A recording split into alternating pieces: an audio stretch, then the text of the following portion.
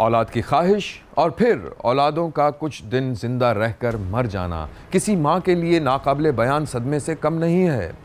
बिहाड़ी में नजमा नामी खातून का दूसरा बच्चा भी पैदाइश के कुछ दिनों बाद चल बसा तो नजमा को सख्ता तारी हो गया।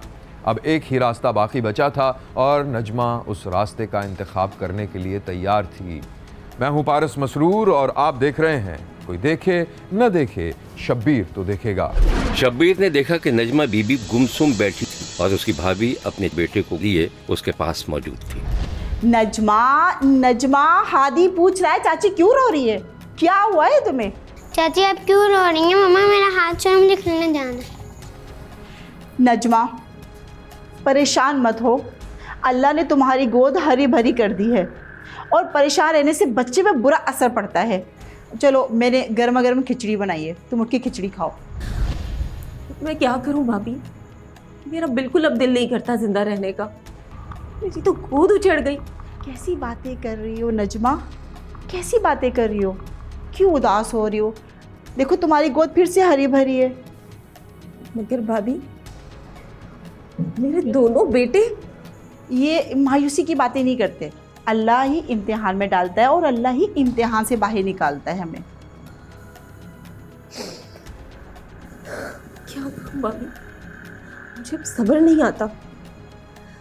मुझे ऐसा लगता है जैसे किसी ने कोई जादू टोना कर दिया हो, किसी ने कोई गंदी नज़र लगा दी अपनी। ये जादू टोना ये सब क्या है नजमा? देखो अल्लाह की रहमत से मायूस नहीं हो। अल्लाह ने हमें इम्तिहान में डाला है, अल्लाह हमें इम्तिहान से बाहर निकालेगा। फिर से तुम्हारी गोद हरी भरी है, चलो उठो खाना खा लो बस। नहीं भाभी मेरा बिल्कुल दिल नहीं है, आप जाएं। इसी दौरान नजमा का भतीजा भी दौड़ता हुआ आ गया। चाची आपने मेरी गेम कहाँ रख दी? नहीं बेटा मुझे नहीं मालूम, मैंने कहीं नहीं रखी। आप जाओ, शोर नहीं करो, जाओ बाहर जाके। हादी तुम्हारी चाची की तबीयत ठीक नहीं है, चलो बेटा मैं तुम्हें देती हूँ। नजमा की भाभी को अपनी देवरानी का रवैया कुछ अजीब सा लगा। नजमा को भाभी पर शक था कि उसने हसद और जलन में अपनी देवरानी पर कोई तावीज़ करवाया हुआ है। सोने पर सुहागा जब उसने ये बात एक पड़ोसन को बताई तो पड़ोसन ने उसे एक आमिल से मिलने का मशवरा दिया। नजमा की पड़ोसन उसके साथ बैठी हुई थी। ठीक कह रही हो नजमा, मुझे भी ऐसा ही लगता है। ये सब किया करा है तुम्हारी भाभी का ही है, वरना ऐसे कैसे हो सकता है कि दो दो औलादें हों और मर जाए। आप सही कह रही हो, मगर हम इस बात को साबित कैसे कर सकते हैं कि सब किया कराया भाभी का है? बगैर किसी सबूत कैसे इल्ज़ाम लगा दें हम उन पर?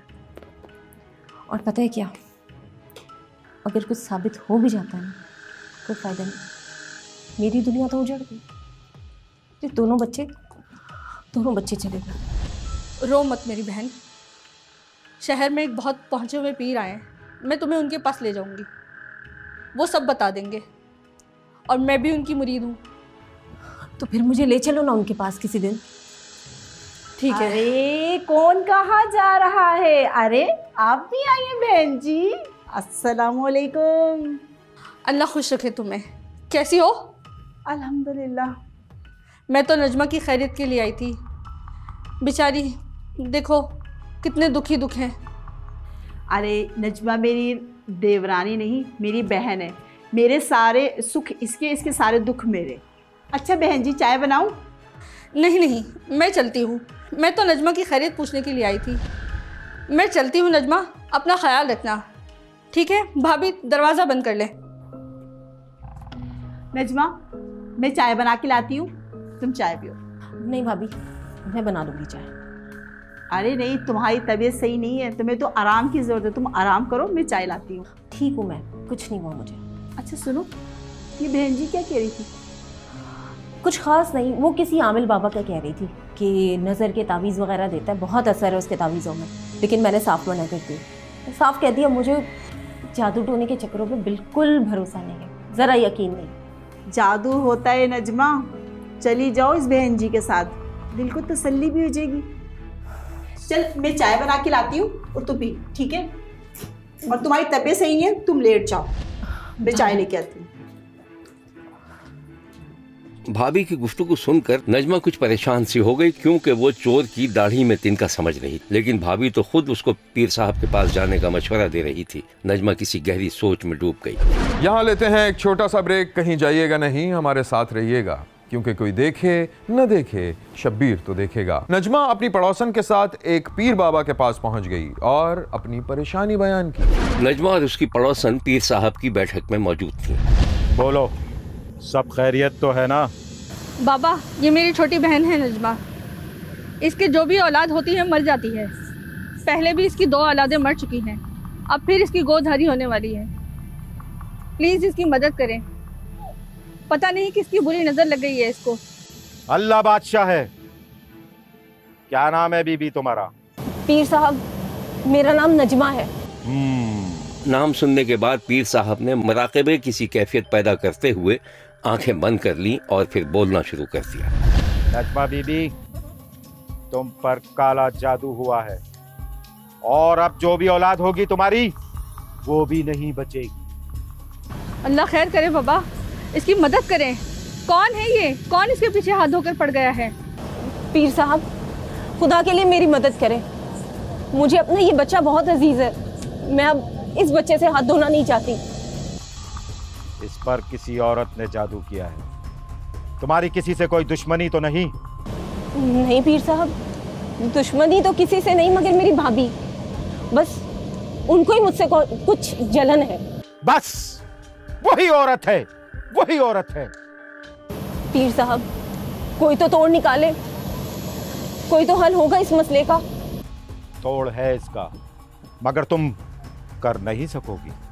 नहीं पीर साहब, ऐसा नहीं करें। जैसा तोड़ होगा मैं करने को तैयार हूँ, आप बताएं जरूर बस। ठीक है, मगर ये बात तुम्हारे और मेरे दरमियान राज रहेगी। बिल्कुल पीर साहब, ये बात सिर्फ मेरे और आपके दरमियान रहेगी। बीबी, आप जरा बाहर जाएं, मुझे नजमा से अकेले में कुछ बात करनी है। ठीक है बाबा, मैं चलती हूँ।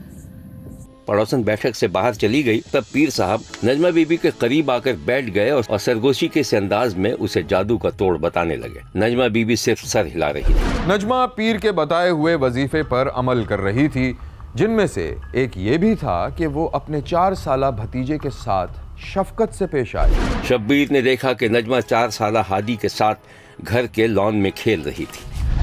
वाह भाई, तुम तो जीत गए रेस में हादी। आइसक्रीम? नहीं भाई, आइसक्रीम नहीं खानी है, गला खराब हो जाएगा तुम्हारा।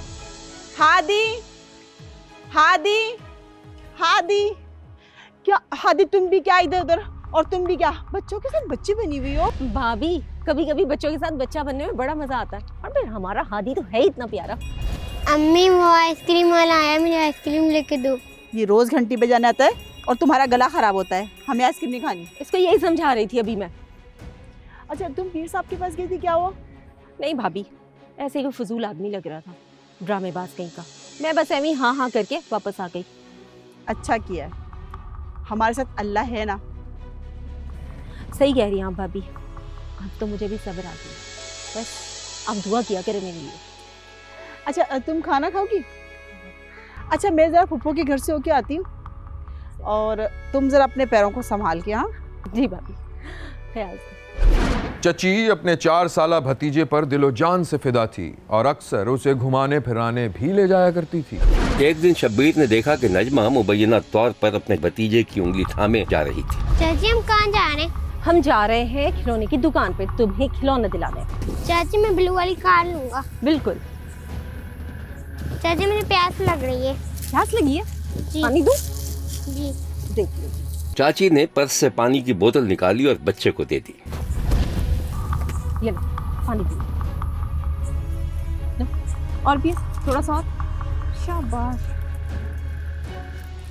दादी, मुझे पता नहीं क्या हो रहा है। हाँ, क्या हुआ? ये लो, पानी पियो। हादी, हादी, क्या हुआ? हादी। चाची ने दुपट्टे से बच्चे का मुंह बांध दिया और उसे तड़पता छोड़कर वापस दौड़ी ताकि घर वालों को खबर कर सके।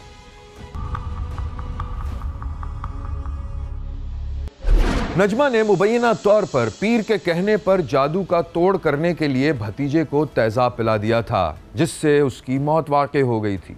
वो घर वापस जाकर बच्चे को हर तरह ढूंढने का ड्रामा करती रही और फिर रात को खामोशी से बच्चे की लाश पर ब्लेड से कट लगाकर अमलियात करती रही। एक दिन बाद बच्चे की लाश बरामद हुई और तफ्तीश हुई तो सफ़ाक चाची ने अपने जुर्म का एतराफ़ कर लिया। एक कॉल रिसीव होती है मिसिंग चाइल्ड के हवाले से कि सोरू मोड़ के साथ सोरू सानी एक बस्ती है, वहाँ से एक 2.5 साला बच्चा अब्दुल हादी किडनैप होता है। तो हम कॉल रिसीव होने पर इमीडिएट रिस्पॉन्ड करते हैं, SHO साहब पहुँचते हैं, बाकी टीम पहुँचती है, मैं खुद भी वहाँ पहुँचता हूँ। हम इसकी इमीडिएट FIR रजिस्टर करते हैं। आप यकीन जानिए कि सारी रात पुलिस सर्च ऑपरेशन करती है। सुबह कोई 7 बजे के करीब उस मगवी बच्चे की डेड बॉडी मिल जाती है।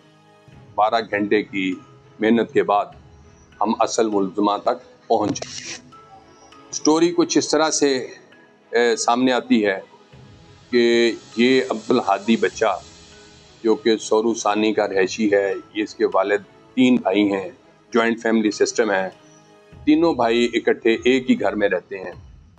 तो जो मुलज़मा नजमा है, बेसिकली इसको ग्रज ये थी कि इसके पहले 2 बच्चे प्री मैच्योर वो ज़ाय हो गए।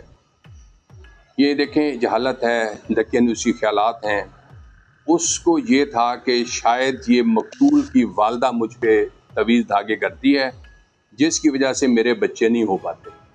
वो तेज़ाब की बोतल और बच्चे को लेके करीबी फसल में चली जाती है। वहाँ पे जाके पानी के बहाने उस बच्चे को तेज़ाब पिलाया जाता है।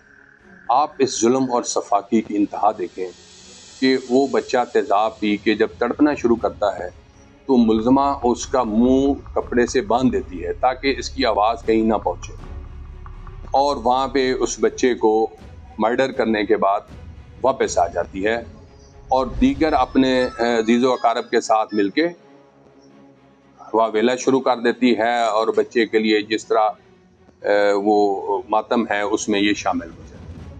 तो इंशाअल्लाह हम इसको मिसाल बनाएंगे और ना सिर्फ हम इसको चलान करेंगे, हम इस केस को प्रॉपर प्रोसिक्यूट करेंगे और इंशाअल्लाह जब तक ये मुलज़मा सज़ा नहीं होती हम इसका पीछा करेंगे। इस वाक़े के बाद लवाहिकीन में गम और गुस्से की लहर दौड़ गई। चाची को बाकायदा गिरफ्तार कर लिया गया था, लेकिन जिस माँ का बच्चा जादू टोने की नजर हो गया था वो माँ सदमे की एक नाकाबिले वापसी कैफियत में चली गई थी। देखते रहिए, क्योंकि कोई देखे न देखे शब्बीर तो देखेगा।